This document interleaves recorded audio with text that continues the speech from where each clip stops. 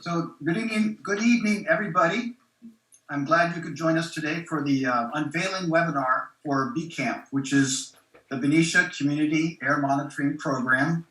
My name is David Lindsay, and I'm the board president of BCAMP.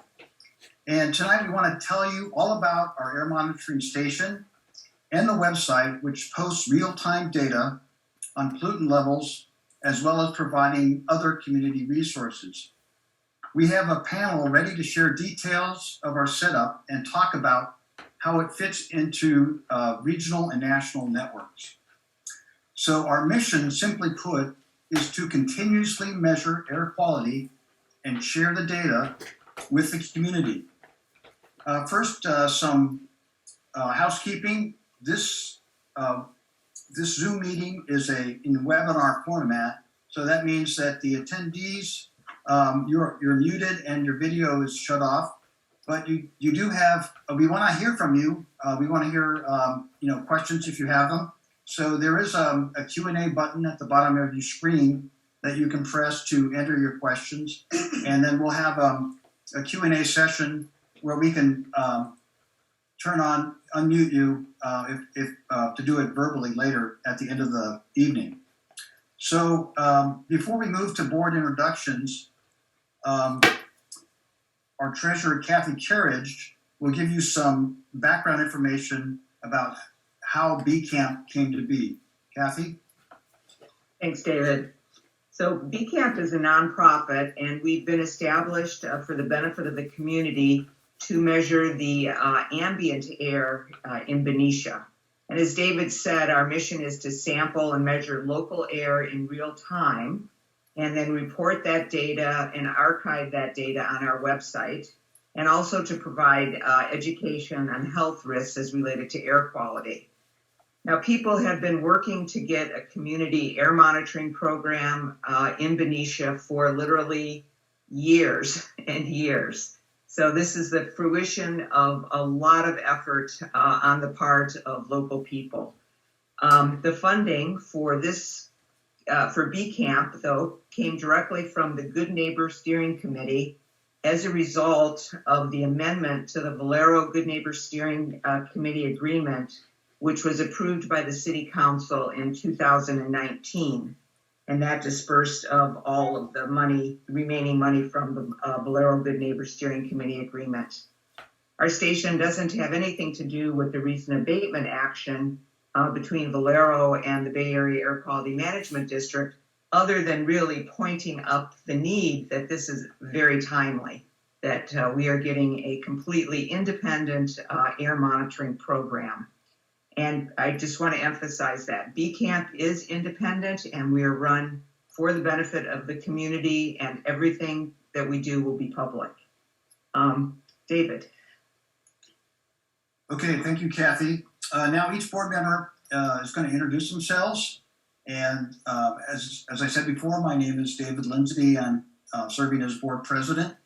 And we're going to each talk a little bit about our background and then why volunteering for BCAMP is important to each of us. And so I'm a retired chemical engineer. I worked for 40 years in the petroleum refinery industry. I'm an enthusiastic hiker and backpacker. And I'm really glad that now that I'm retired, I have more time to do both of those. I've served on the Benicia's Community Sustainability Commission for 4 years, and 2 years of that I was chair of that commission. I currently volunteer for Solano Land Trust, working on habitat restoration. So why was I excited to join this effort? I feel strongly that all of us have a right to know what is in our air that we all breathe. You can't control what you don't measure. By providing an independent source of information, BCAMP is a unique asset for our community. Okay, now I'd like to introduce Kathy Carriage again, our board treasurer. Go ahead, Kathy. Hi, thanks, David. I'm a retired attorney and elementary school teacher, and I've been on the Good Neighbor Steering Committee for years. I'm a former member and also chair of the Benicia Community Sustainability Commission. I'm very active right now in 350 Bay Area Action, which works on climate change, and Airwatch Bay Area, which you'll hear about later. Very active locally in the Democratic Party. I love to garden. I have 14 fruit trees in my yard. But one of the main reasons right now that I'm really active with this organization, concerned about our air, is that I have a 3-year-old grandson who lives near the refinery. You can see the stacks from the playground that he plays in. So this has taken on a real personal meaning for me. Nancy Lund is our secretary, and she'll be speaking next. Thank you, Kathy. I have a background in the arts. I have a Bachelor of Music from the San Francisco Conservative Music, as well as a Master of Arts in Psychology with an emphasis on educational research. Growing up, I spent many summer vacations on Sierra Club base camp trips to the Sierra. Since then, I have backpacked, skied, climbed, and run in California, Oregon, Washington, British Columbia, and Hawaii. Being outdoors has given me an appreciation of nature and the benefits of clean air and water.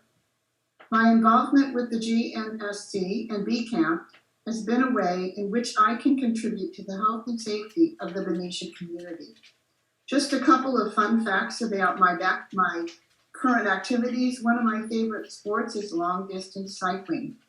I've ridden from the Seattle to Portland, a 200-mile ride in 2 days, multiple times. I've done the San Francisco LA ride and have participated in many charitable rides in the Bay Area. To keep fit, I ride an average of 100 miles a week. Next up is Bart Sullivan, another board member. Thank you, Nancy. Appreciate it. Hello, I'm Bart Sullivan.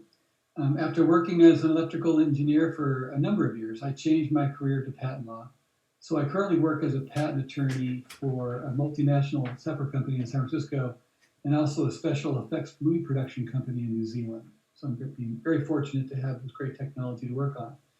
On the side, though, I'm a professional guitarist with Nubo Flamenco being my main focus.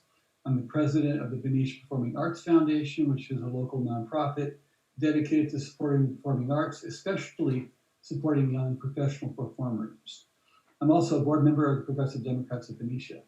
My wife, Susan, who many of you know as was the principal of Mary Farmer, and I have 3 wonderful granddaughters. She was the former principal.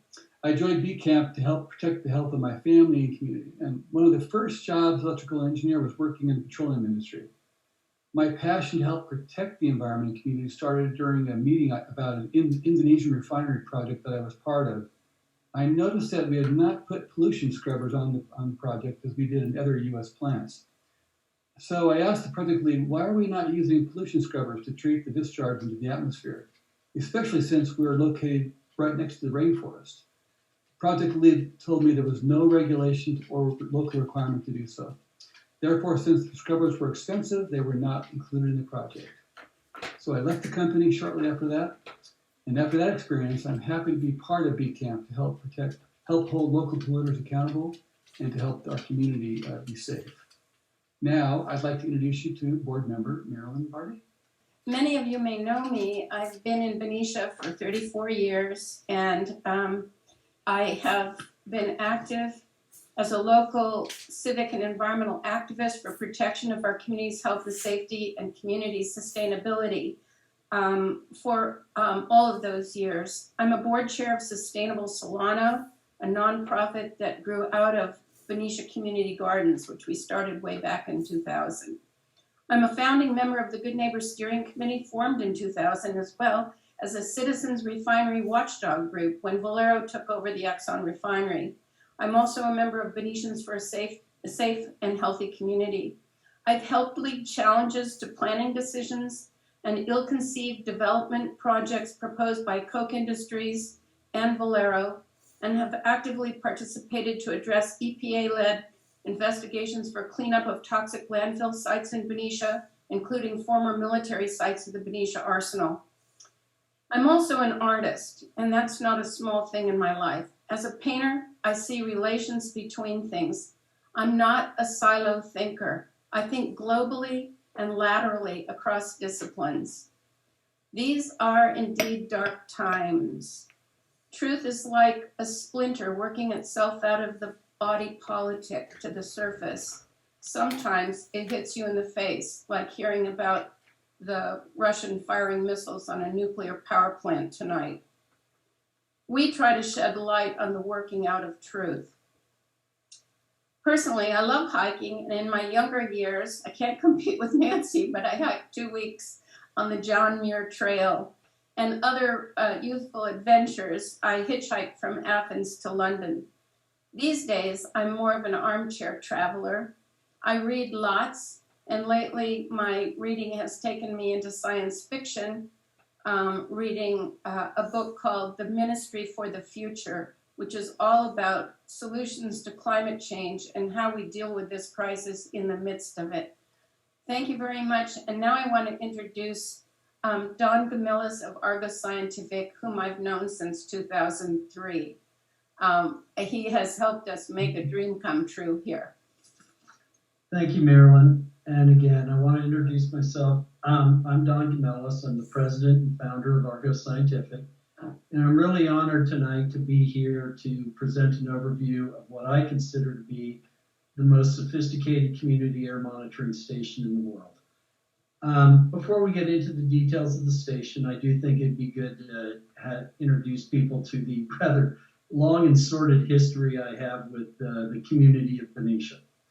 As Marilyn mentioned, probably the first time I even knew the existence of Benicia was about 2003, when I got a call from her and she was asking me, as well as the company I work for, are there ways to measure the air, ambient air around in the community of Benicia?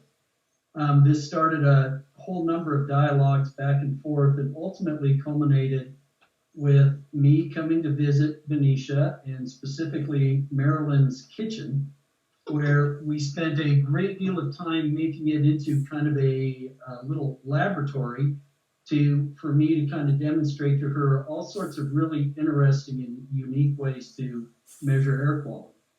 From there, we took our kitchen show out on the road and actually would drive around in a rent-a-car and identifying pollution sources with the technologies that were available at that time. So we would go around, drive around communities, see traffic, pollution from traffic, measure the air quality near schools as well as emission sources. In 2009, we were actually asked at Argus to install a community air monitoring station at the boundary of the Valero refinery. Marilyn and her group was critical in getting the funding for that project. It was actually kind of a unique story. Those were kind of better days, I think, between Marilyn and her group and the refinery, in that we actually employed the refinery manager's son, who was actually going to UC Davis to get his degree in engineering and chemical engineering. That project, I think, was really successful. It showed what we could do with the latest versions of technology. And then, as most things happen, and a couple of years later, we ultimately ran out of funding and things just kind of went dormant again. Then about 4 years ago, the board members of BCAMP called once again, and we obviously responded because we love Benicia, and said, how about we try to put one of these together on a permanent basis? And that's where we are tonight, is kind of present to you guys what we hope to be is the permanent the first, if not for hopefully lots more, community air monitoring stations of this type in the city of Benicia. Again, it's been mentioned before, and I can't understate this, that what we're presenting today is a culmination of decades of work for people who live in your community. The people on this board really do share, a real desire to make Benicia a better place. I see right now we have 51 attendees outside the panelists on this. I would hope every one of you, if you ever saw one of these, members of BCAMP would actually go buy him a beer. Not all 51 beers at the same time, that wouldn't be safe, but still, you really got to thank these guys. They're the true heroes that have made this whole thing a success. Just a few more words about Argos Scientific. I guess one of the critical things about our company is we're really, really dedicated towards working with communities. That's our passion. That's what we do. We were recently awarded the contract to build the fence line and community air monitoring network for the city of Porter Ranch in Los Angeles. And basically that's what BCAMP is on steroids. So instead of one community air monitoring station, there's actually going to be 8 there. And we will also be operating state-of-the-art fence line air monitoring equipment for that community itself. I know on this webinar tonight, and this is awesome, thanks to Airwatch Bay Area, there's also people from Irvine, California, who are currently dealing with a asphalt plant down there that we're actually helping them with. We also do a lot of work these days measuring methane emissions over in Colorado as part of the drilling programs that are going on there. All of that information is part of a regulation that the state of Colorado has put to do air monitoring around them. And we also do a lot of international monitoring. We've been doing this for a long time. We're really good at it. But we're really committed to our friends in Benicia. I mean, it's been a long and wonderful relationship. And I really want everybody on this webinar to understand we work for you, and we will do whatever it is we can to support you. So tonight I'm going to introduce 3 panelists who are going to basically give everybody a little bit of background information on ways that they can actually use the BCAMP technologies as well as the website for your own benefit. The first person that we're going to be talking with is, hopefully everybody knows him. His name is Eric Stevenson. He used to be the Chief of Air Monitoring for the Bay Area Air Quality Management District. He decided to retire about a year and a half ago, and apparently he got tired of surfing and wanted to get back into working in the world of air monitoring, because the first time I called him up to see how he was doing, kind of ended up with a job offer out of this. And boy, we could not have done better than to have someone with the skill and the knowledge of Eric and his abilities to really understand all the nuances of air monitoring. What Eric is actually going to be talking about is presenting an overview of how data from the BCAMP air monitoring platform can be used by community members, regulatory agencies, as well as academics and researchers to better understand the air quality in Benicia. In addition to Eric, we actually have on our panelists Mark Baird, who is actually joining us from Cape Town, South Africa. So there's Mark, and it is actually very early in the morning there right now. Mark and I go way back as well. He and I installed the first fence line air monitoring system, I think, ever in the continent of Africa. We did it at an oil refinery in South Africa, and it was pretty amazing what we did. We set it up and put it at the fence line, and we really only had it looking for just 5 chemicals in real time.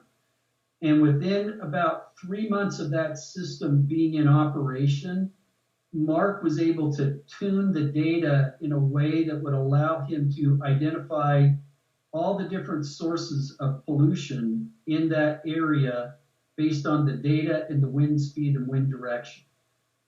It was a real win for the refinery, because before we had installed this air monitoring equipment, and again, it was just a single open path air monitor, very similar to ones we have installed at BCAMP here.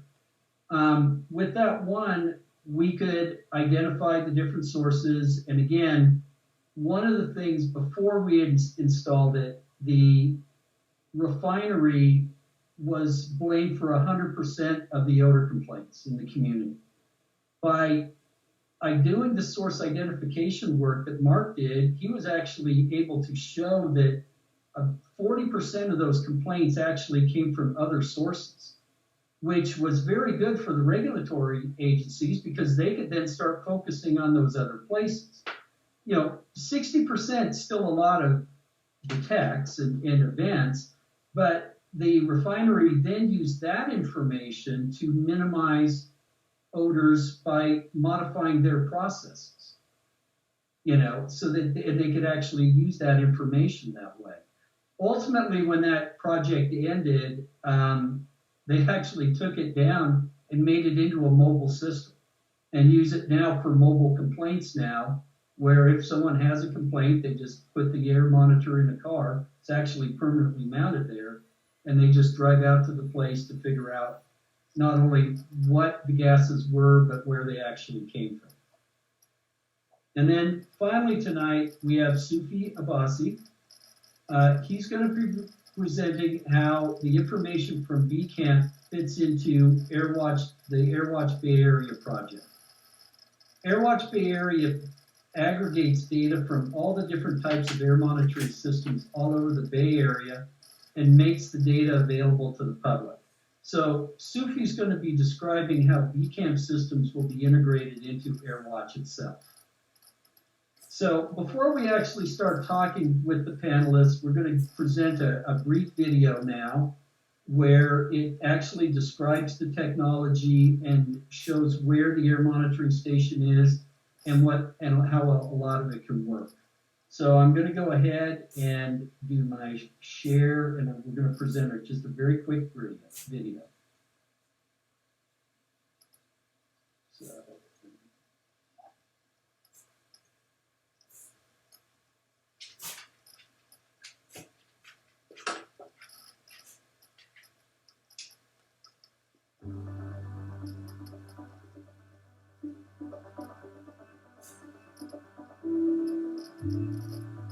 My name is Don Gamelis. I'm the president and founder of Argo Scientific, and we are here today to introduce to the community of Benicia their state-of-the-art air monitoring system that is part of the Benicia Community Air Monitoring Program.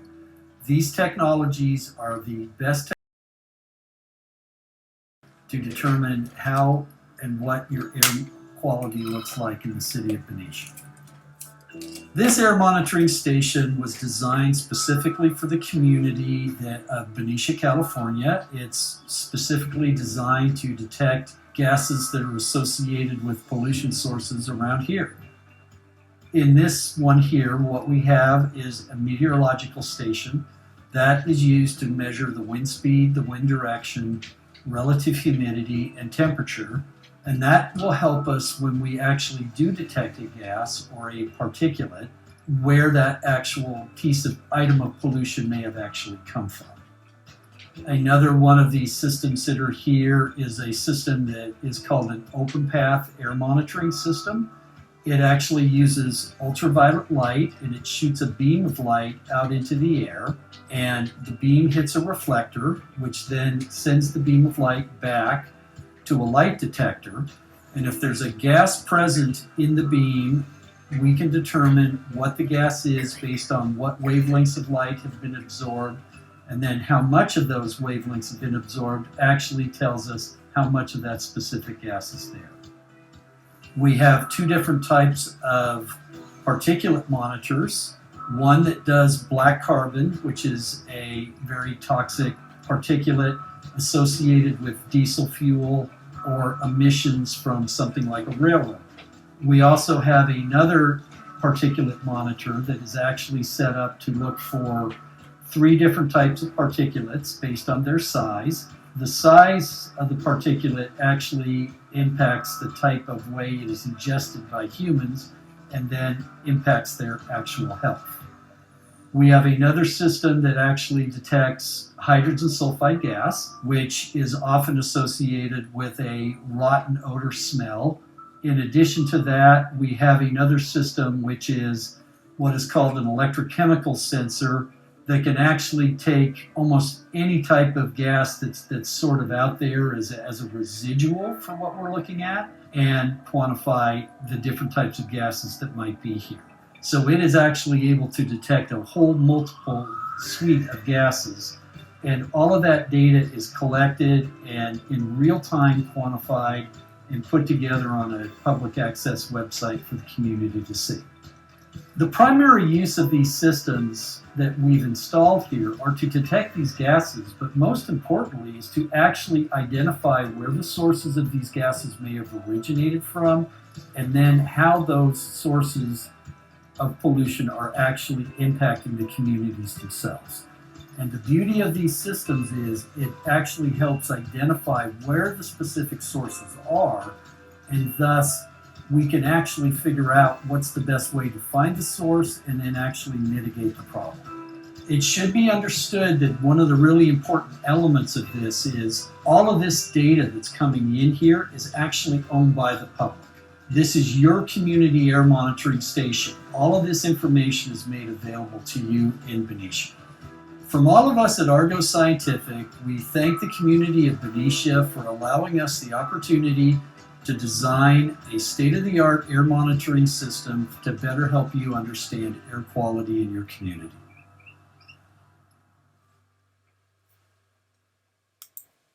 Eric, just in what you know and how you've seen the BCAMP system, how can residents of the community of Benicia use this system? So, for example, if you're worried about your kids or grandkids playing in the front yard, how would you use this tool? Well, thanks, Don, for the nice introduction. I think the most important thing to recognize about this station is that it's going to provide data to the community of Benicia that is representative of the city of Benicia. And so you're going to get information directly about your community. And it's going to come in a number of different ways.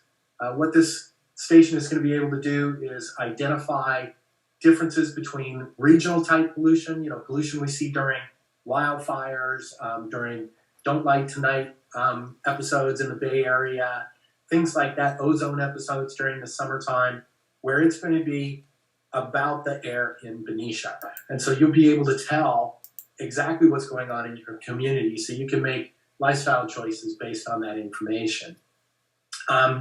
In addition to that, as Don described, there's a lot of information that is specific to industrial processes, especially compounds that can come from the refinery or other sources nearby in Benicia. And you'll be able to see all sorts of stuff in here that you would expect to see from an air monitoring station, such as traffic patterns on the freeway. You'll be able to see when the commute happens and things like that, so that you'll get an idea of what's actually happening day to day, week to week, month to month in the community of Benicia. In addition to that, there's a way to marry the information that you're personally experiencing. So you smell an odor, you can go to this station, you can see if there are compounds in the air in Benicia that verify your personal experience, so that you can get an idea of what the data are telling you, and you can provide that information to regulatory agencies or use it to determine, ways to limit your exposure in the community. What if you wanted to dig deeper into the data itself? Because the community owns this information, we're making every bit of information available to the public. Thanks, Don. I think one of the main important things about the data that's collected here at this particular station is that you do have access to all of it. So the quality of that data can be verified by looking at how things were reviewed, why things may have been taken out of the data because of instrument failure or other factors that have affected it. So you'll be able to determine, here's why that data was removed. You'll be able to do analysis over time. You'll be able to go back in history and see if things have changed from month to month or season to season or year to year. And, it's really a good way to start understanding your personal sort of reactions to air quality in Benicia. One of the other advantages is this station is located ideally near other industrial sources. It's in a business park. It's next to a railroad. It's usually downwind from wharfs. It's also downwind from another number of other refineries in the area. So you'll be able to see how those different sources and facilities and areas away from Benicia can impact Benicia by using this data and other data that's available either through the websites that we produce or the websites that are available through, say, the Air District or Airwatch Bay Area or other sites, so that you can get an understanding of the dynamics that goes on with air quality. It's also going to help give Venetians a much better idea, again, of what's going on in their area, because the Bay Area Air Quality District is also installing a station on the south side, the west side of Benicia, and you'll be able to see, impacts as they move across from one side of Benicia to the other. Is the data quality on ours comparable to what you would see with an air district monitoring station? The thing that Argos is trying to do here is ensure that all the quality mechanisms that are in place for regulatory stations that the Bay Area operates are also mirrored in the way that Argos treats the data. So, for instance, we tried to cite the monitoring station according to EPA regulations. Where possible, we are using EPA certified equipment to provide that level of data quality that will give you confidence in the data that the systems are working, they're measuring correctly, they're precise, they're accurate, and that the data can be utilized by other scientific organizations to draw conclusions and make policy. How could this air monitoring station be used as a tool to address the issues like the Valero abatement order? Is there a role for that? Well, there's the one role where the monitoring will take place at the station itself, but a lot of the instrumentation that's contained within the station can be moved to other locations within the city of Benicia if there are impacts being felt there. So, for example, if one area of the city is complaining about odors that smell like rotten eggs, we can move instrumentation to that area and start to quantify what those impacts are, so that we can provide that information to the public and anybody who might be able to utilize it to take action. The Air District showed a map of where the communities, where the emissions levels for things like benzene would actually be higher because the emissions from this vent actually went over the fence line farther into the community. And I think what we could easily do is, for example, take that open path system and actually redeploy it in the areas where there's the greatest potential community impact. Exactly. And the thing is that the data quality objectives that we will try to meet will still be there as we redeploy this instrumentation, so that, again, the data quality can be robust enough that people have confidence in it and can use it to make decisions. And I think, interestingly enough, we could spend hours just bantering about That's for sure. The beauty of these air monitoring systems is when we redeploy them, we know where they're located. So it actually changes that air monitor on a map to show it's been peeled off and put in a different place. Which again is a really unique way of looking at doing community air monitoring. I think, one of the things as a data geek and scientist that I think excites me the most is that this really is kind of, first of its kind sort of monitoring that includes, high quality instruments, thorough QA, QC. It's going to be able to be utilized hopefully by people in the research community that can come in, look at historical data, do analysis, and provide additional information to the city of Benicia through that analysis. And I think it's going to be a model for other communities to look at and say, hey, we want something similar to this to really help our community understand the air quality that they're experiencing. So, I think the fact that it's a first of its kind sort of development is going to bring a lot of benefit and a lot of activity from the air monitoring community to the community of Benicia. Basically, it's all about data. I think Eric mentioned it a bit earlier, but we've got the Benicia station, as you saw in the earlier video, is measuring a large number of pollutants that are associated with different industries. It's being done in real time. There's also meteorological data, so wind speed, wind direction, which gives us an idea of the direction the pollution's coming from. So that allows you to get an idea of when you get a detect of a certain compound or pollutant, where it's coming from. You can work back to the source. There's also information on the different industrial emitters in the area and what type of pollutants they emit that are detected at the Benicia station. This also allows us, with the wind direction and the pollutants detected at the site, to work out where things are coming from. And then, as you'll hear a little bit later, there's also quite a rich data set from Airwatch, which are in different locations to the BCAMP site, and also allow us to get an idea of pollutants from different directions, which allow us to triangulate sources.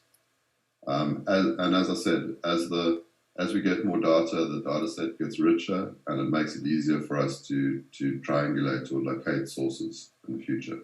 Have you seen anything with the preliminary data so far? Actually, I have noticed that there are quite high values of PM2.5 coming from the north. PM2.5 is fine particulate matter that's usually associated with industrial processes or burning of fossil fuels. The particulate instrument that was shown in the video picks this up, as well as PM10, which is also a respirable particle that's slightly bigger. And quickly, Mark, the PM stands for particulate matter, and then the number after that is the size of the particle itself, correct? Yeah. So the bigger size is usually from like wind-blown dust, and as you get smaller, it becomes associated with more industrial or vehicular pollution. Are there health effects associated with particulate matter of that size, the 2.5? Yeah, I think if you look at the World Health Organization data, I think the majority, more than half of the top 10 health effects, pollutants that cause health effects are associated with fine particulate matter. And I guess, just quickly, so forest fires would obviously have particulate matter in them, as well as other sources. Yeah, so as I said, there'd be, if you're looking at dust from a storage pile, we probably see PM10, which is the slightly bigger respirable particulates. And as you get to burning of fossil fuels, forest fires, industrial sources, the particulates get smaller and get in the PM2.5 or PM1 range. Okay. But also, the instrument allows you an amount of differentiation between the types of emitters. So, sounds like you're on the hunt of a source of particulate matter that could have significant health effects to the community. Are there other pieces of the air monitoring equipment that can be used to do this to other types of source identification? Yeah, there's quite a suite that we're monitoring. So, an example would be the black carbon monitor. The black carbon monitor measures particulates that are made out of carbon. So it'll be a subset of the PM10 and PM2.5, if you will. And what that black carbon monitor allows us to do is it allows us to differentiate between carbon particles that are produced from the burning of things like vegetation and carbon particles that are produced from the burning of fossil fuels. So if there's high black carbon coming from a particular wind direction, and it's mainly from black carbon burnt by vegetation, we can then sort of work out that it could be a forest fire or some sort of fire in the vicinity. But if it's coming from fossil fuel fired black carbon because of the burning of fossil fuel, then we need to be looking at some sort of industrial source or a source of vehicles. So the air monitoring station's right next to a train, a railroad track that has a diesel locomotive. I'd imagine we'd be able to pick that up. You smiled when I said this. So what will happen when the train goes by? Well, I think it's sort of it'll summarize what we've been saying so far. But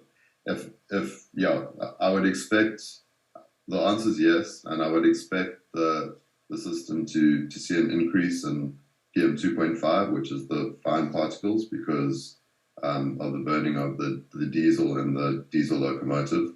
And then, as we mentioned earlier, we'd expect an increase in the black carbon coming from fossil fuels rather than from the burning of vegetation.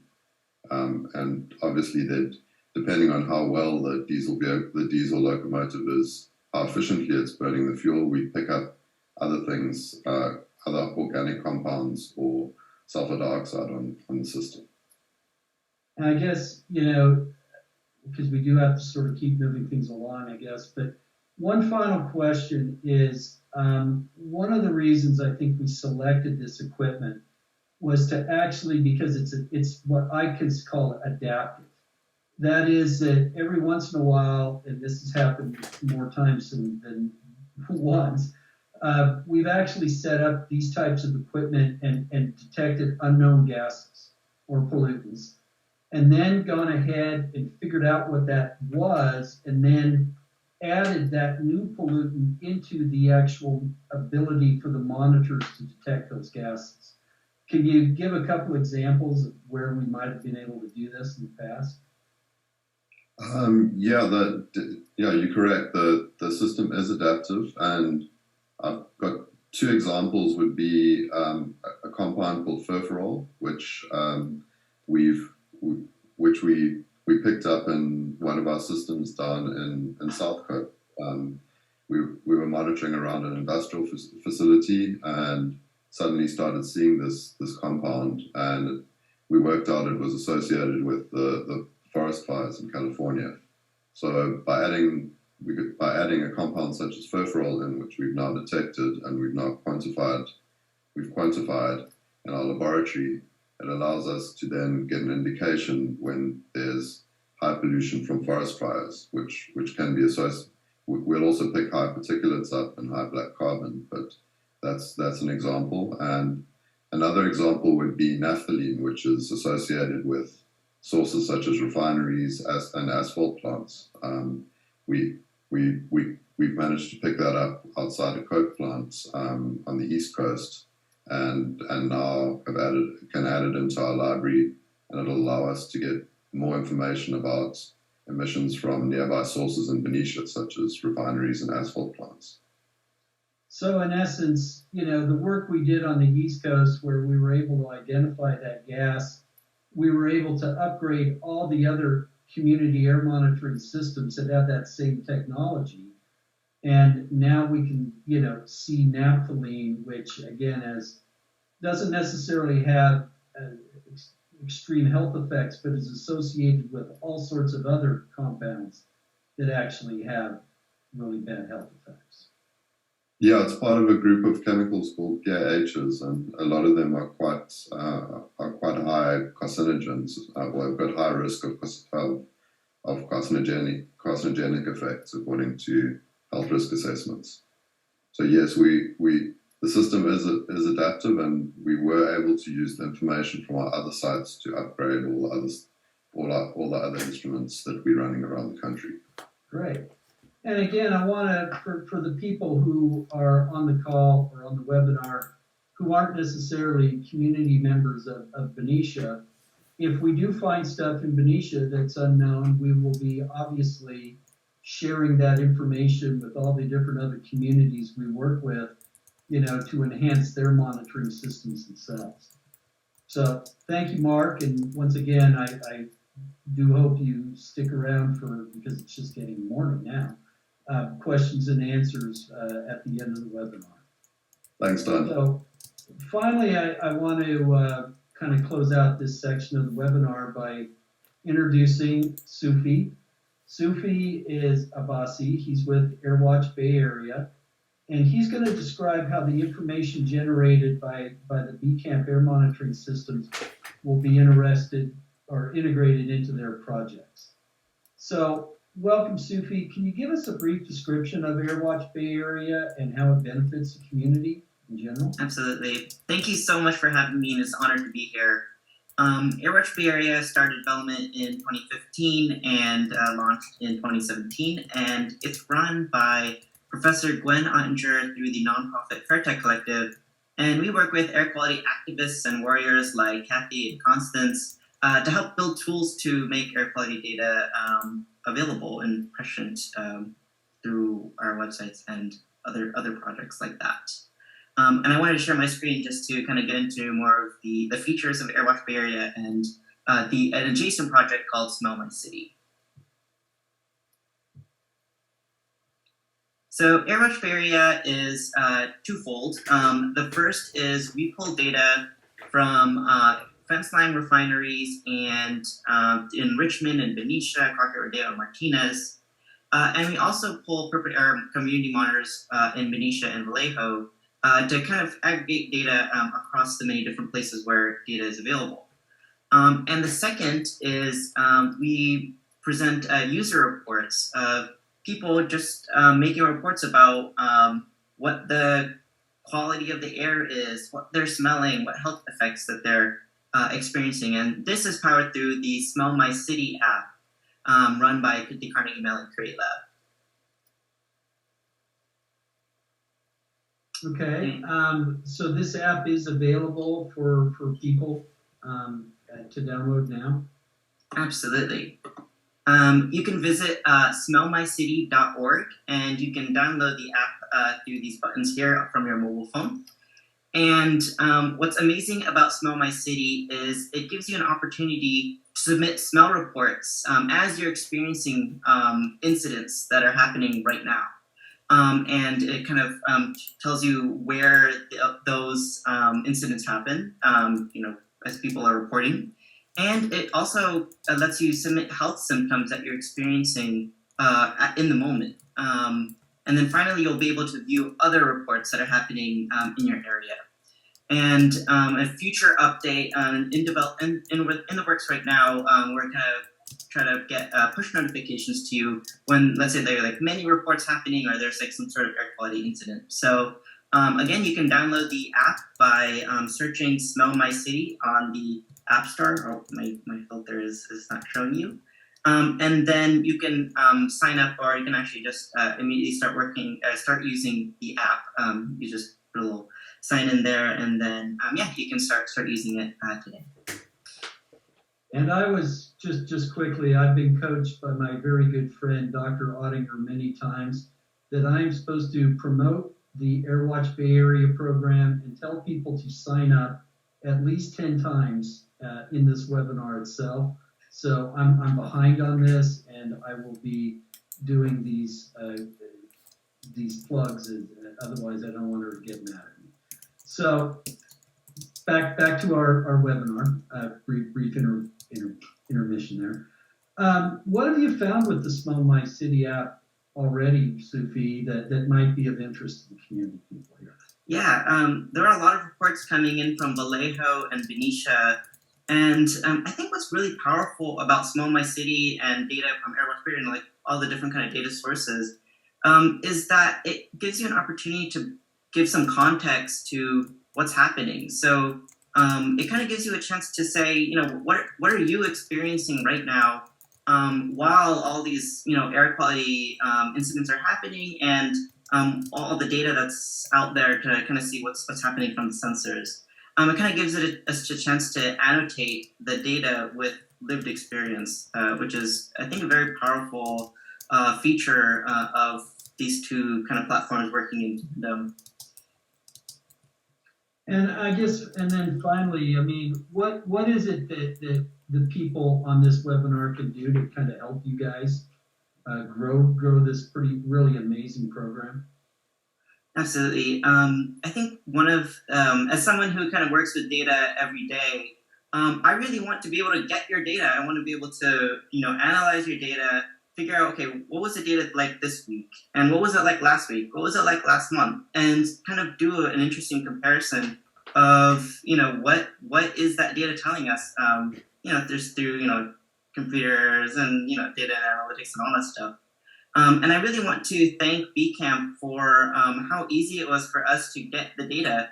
We worked with Don and Mark to, you know, get direct access to the data. We were able to, you know, pull it into our system very easily. So unlike, and unfortunately, I mean, the other data that we tried to get from other places, it's very hard to get that data. And if there are any like air quality operators, you know, on the call right now, I really would make an appeal, like, please give us an API to get your data, and we would love to work with it. So I just want to say thank you again for working with us and getting your data available for us to use and make good things out of.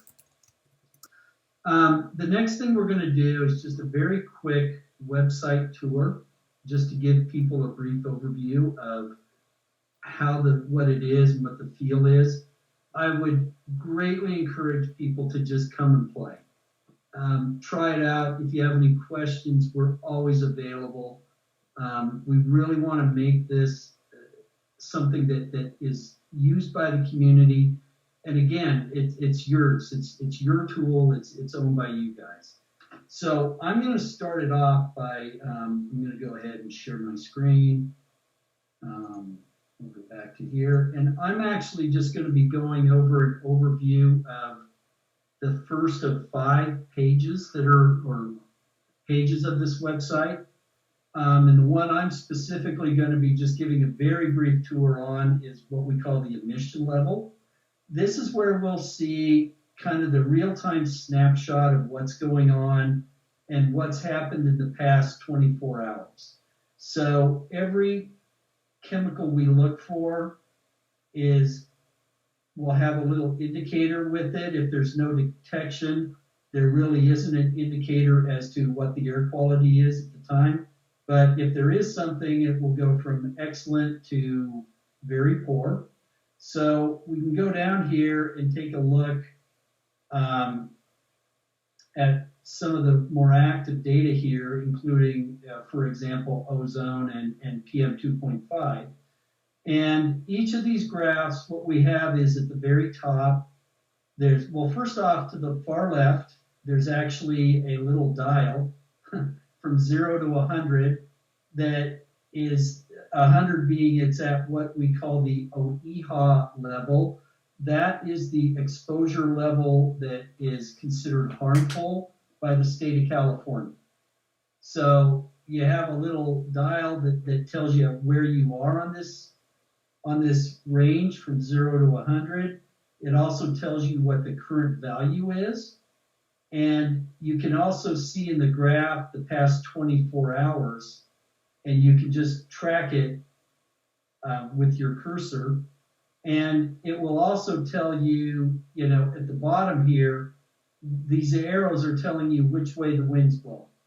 So if, let's say, you're looking at PM 2.5 and you see that, it's getting close to what would be the OEHA level, this is when you might want to consider, do I want to go out, if I'm an at-risk population or children or elderly or people with respiratory problems, you might want to consider looking at that and saying, well, maybe I should change my plans or change how I want to approach, what I'm doing these days. If you want to get a little more information on each of these, all you have to do is hit the read more. And this will actually tell you a much larger level, deeper level of description as to what each of these pollutants actually does to you physically. And again, this updates itself every 5 minutes, so it's a continuous data stream of data. And it's a great tool for just being able to look, how was the last day? How was the last, and interesting, I think the really interesting times are when you get into, like when you have forest fires or where there's an event at, a large pollution source and the plume is coming directly towards the air monitoring equipment. That's certainly when you'll see these things spike. Hi, it's Kathy Carriage. Yep. And I just want to draw your attention to the map view. First off, you can zoom in or out, and when you zoom out a little bit, you can see this is where our station is, right here. And you're able to see that we're really, just sort of downwind from a lot of these big refineries. And we're across the bay from the 2 refineries and the chemical plant in Martinez. If you zoom in a little bit, you can get a little bit more bird's eye view of where we are in Benicia. This is the refinery, the asphalt plant, the tank farm. Here's the buffer zone. We're also very close to the port. This is the Army wharf, and that's where Valero ships out products, and also where crude oil comes in, and this is where pipelines come in. This is the dock where there's a Petcoke, and that's the subject right now of a recent lawsuit from Baykeeper. And here are the Petcoke silos, which you can also see over my shoulder. We're close to railroads and freeways, and all of those, of course, can be sources of air pollution. A couple other things that are cool about this is if you click on the site itself, you can sort of get an instant read of all the chemicals and of the air direction. So right now you can see it's coming from the northwest heading to the southeast. A couple other things, you can see the terrain view or the street view, or of course this is my favorite, the satellite view. Marilyn is going to talk about the data history, and that's the next tab over. This tab allows you to see trends. What Dawn had explained in the first page, where you get the 24-hour report of emissions. And remember, emissions are recorded every detections are recorded every 5 minutes, 5-minute intervals. In this case, you can see what has happened over 7 days and as many as 30 days. If you wanted to do more analysis of, say, several months worth of data, Argos, as our contractor operating the system 24/7, and the website, they will be able to do analytics to determine what those trends are based on what you see here, adding up to longer detection lengths of time. So that would be a special kind of analytics that would have to be requested of Argos. It's not something that they would be doing on a routine basis, but up to 30 days is pretty incredible considering for all of us during fire season, we know how many days we spent in fires in the last 3 years, and this would give you some opportunity to see how this system detects, let's say, PM 2.5 during fires, and even compare it to purple air monitors that we have around town, and when we go to purple air to check in. Thank you. Okay, so our next tab here is report an issue. And under report an issue, actually the first thing we've got is places you can sign up for alerts. This is a really quick and easy way to sign up for alerts from Solano County and sign up for notifications from the city. The city can notify you when there's been flaring or other events at Valero. This is probably the easiest way to get to that. And then we have different places where you can report an incident. And we would suggest that you report to all 5 places. And these are direct links to those report sites. And as you can see, we have Airwatch Bay Area, our fire station, Bay Area Air Quality Management District, Valero, and there's a phone number to call with Valero, and California Air Resources Board. Our final tab is resources, and Marilyn is going to explain a little bit about that. The resources button allows people to do a slightly deeper dive for information that might not be immediately relevant to you. If you were finding a spike and you wanted to know something immediately, you would have to be a little bit resourceful and look for help through this button. And this button is under development. That means that community members can make suggestions about what other resources might be included. Under the first heading, Connect with Bay Area Community Organizations, Campaigns, and Resources, you can find out what other groups are doing, what they signal as important for community members to know about. We have people in Vallejo who are organized with the Citizens Air Monitoring Network who are paying particular attention to, say, Phillips 66 conversion to a biofuels project. And this is under, advisement now with an EIR now being reviewed. And so being in touch with how other people are dealing in fence line communities with similar problems is very important about air quality. Health risk information is available primarily through California Air Resources Board, which is called CARB for short. That's a division of Cal EPA. And within Cal EPA, you will find the Office of Office of Environmental, it's called OEHA, right, Don? It's Office of Health Hazardous Assessments. I always forget this, it's too hard. We will have that on this website soon, this button, but Office of really, Environmental Health Hazard Assessment. Thank you very much. There it is right up front on our first button.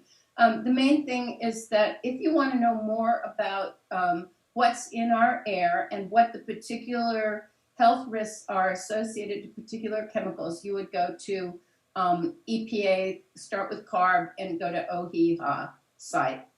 Thank you very much. And also, at the bottom, we do cite that we have a memorandum of understanding that the city holds between Benicia and Valero, and that's worth knowing about and what we can expect.